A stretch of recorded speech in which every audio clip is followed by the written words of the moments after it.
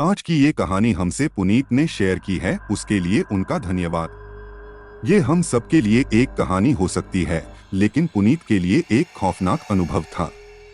अगर आपके साथ या आपके जानने वालों के साथ ऐसा कुछ हुआ है, तो आप भी हमसे शेयर कर सकते हैं।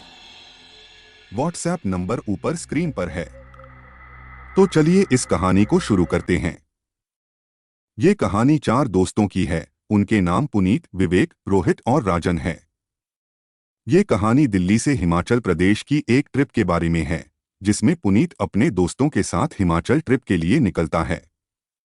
उन्होंने एक जूम कार किराए पर ली और हिमाचल प्रदेश के कुछ फेमस जगहों पर घूमने का डिसीजन लिया। इन जगहों में धर्मशाला, मैक्लोडगंज और शिमला शामिल थे। शुरुआत में सब कुछ ठीक था। दोस्तों ने सारा जरूरी सामान गाड़ी में रखा, जिसमें चार्जर, टॉर्च, कैंपिंग का सामान, खाने पीने की सब चीजें, बर्तन और कपड़े आदि को गाड़ी में रखा और ट्रिप को शुरू किया। सबसे पहले वो धर्मशाला की ओर रवाना हुए। रास्ते में सुंदर सुंदर जगह पर जहां उनका दिल करता वो गाड़ी रोककर फोटोशूट करते और फिर अपनी ट्रिप कंटिन्यू कर देते। ऐसे ही सफर चलता रहा और फिर कुछ दूरी पर वहां पहाड़ दिखाई देने लगते हैं और फिर वो एक जगह फोटोशूट के लिए रुकते हैं। जब सारा फोटोशूट और मौज मस्ती हो जाती है, उसके बाद फिर वहां से वापस निकलने के लिए जैसे ही वो गाड़ी में बैठते हैं, लेकिन उन्हें गाड़ी की चाबी नहीं मिलती। पुनीत बोलता है, मैंने विवेक को चाबी दी थी, और विवेक बोलता है कि चाबी रोहित के पास थी। फिर वो चाबी खोजते खोजते कई घंटे बिता देते हैं, लेकिन चाबी कहीं नहीं मिलती। आखिरकार वो वहीं पर कैंप लगाकर सोने का डिसीजन लेते हैं और फिर सोचते हैं कि अब आगे क्या किया जाए। इस बीच एक अनजान आदमी आता है और फिर उनके पास आके पूछता है कि आप सब इधर कैंपिंग क्यों कर रहे हैं? थोड़ा और ऊपर जाओ, वहां इससे अच्छा व्यू है। तो रोहित उस आदमी को चाबी खो जाने की बात बताता है, तो वो आदमी भी चाबी ढूंढवाने में उनकी मदद करने लगता है। लेकिन चाबी तब भी नहीं मिलती। अब थोड़ा अंधेरा होने लगता है, तो वो सोचते हैं कि सुबह फिर उठ के फिर से चाबी वहां ढूंढेंगे जहां फोटोशूट वगैरह करे थे। इतने में रात हो जाती है और वो लोग आग जलाकर बैठ जाते हैं और फिर वो ड्रिंक वगैरह लेके बोनफायर का मजा लेते हैं। फिर वो सोचते हैं कुछ खाने के लिए भी बना लेते हैं। इतने में वो देखते हैं कि उनके पास पानी कम है। इतने में राजन और रोहित बोलते हैं कि हम कहीं से पानी लेके आते हैं। लेकिन काफी दूर तक कुछ नहीं होता। 400-500 मीटर दूर उन्हें थोड़ी सी रोशनी दिखाई देती है। तो राजन बोलता है कि वहां कुछ है, शायद वहां से हमें पानी मिल सकता है, और दोनों वहां चले जाते हैं। लेकिन वहां कोई भी नहीं होता और वहां से उन्हें कुछ नहीं मिलता। फिर थोड़ी और आगे उन्हें एक और रोशनी दिखाई देती है, पर राजन आगे जाने से मना कर देता है, क्योंकि वो पहले ही बहुत दूर आ चुके थे और रात भी काफी हो चुकी थी। वो उन्हें फोन करके बोलते हैं कि उन्हें यहाँ कुछ नहीं मिला, और फिर वो वहां से अपनी कैंप की तरफ वापस आने लगते हैं। वो दोनों आपस में बातें करते हुए वापस आ रहे होते हैं, तो उन्हें ऐसा लगता है कि कोई उनके पीछे कुछ बोलता हुआ आ रहा है। जब वो पीछे मुड़ के देखते हैं, तो कोई नहीं होता।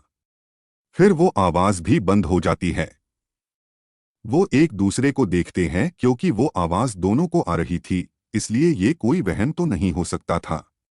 वो दोनों डर जाते हैं और अपनी स्पीड बढ़ा देते हैं और अपने कैंप में पहुंचकर सारी बात विवेक और पुनीत को बताते हैं। तो विवेक उन पर हंसने लगता है और बोलता है कि तुम्हें चढ़ गई है, पर उधर राजन और रोहित अभी भी डरे हुए होते हैं।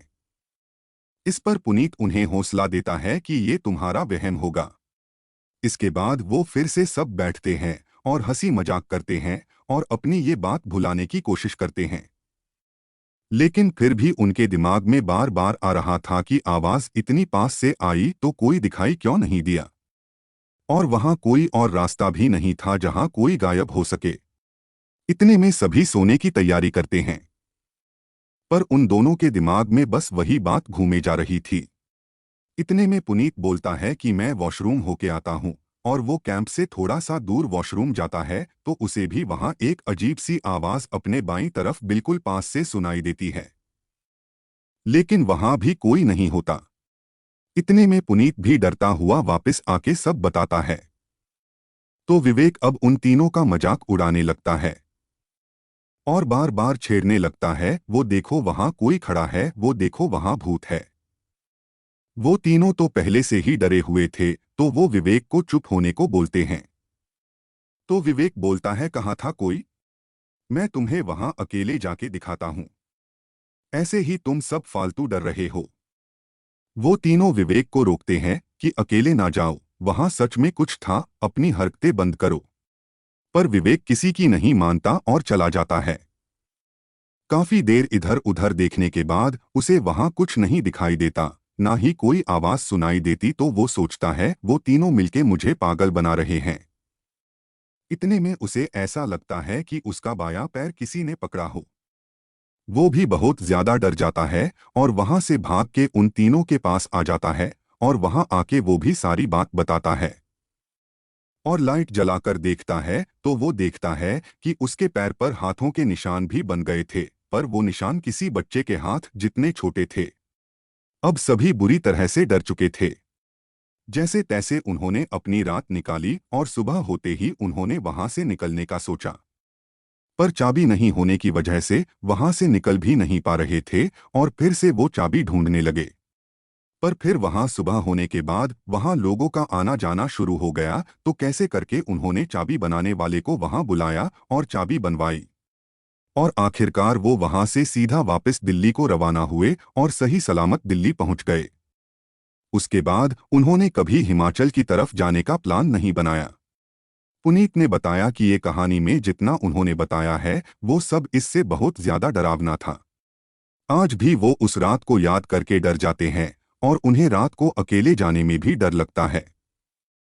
ये कहानी आपको कैसी लगी हमें कमेंट्स में ज़रूर बताएं और भी सस्पेंस की कहानियां सुनने के लिए इस चैनल को सब्सक्राइब कर ले और बेल नोटिफिकेशन को भी ऑन कर ले, ताकि कोई भी नई वीडियो अपलोड हो तो आपको उसका नोटिफिकेशन आ जाए।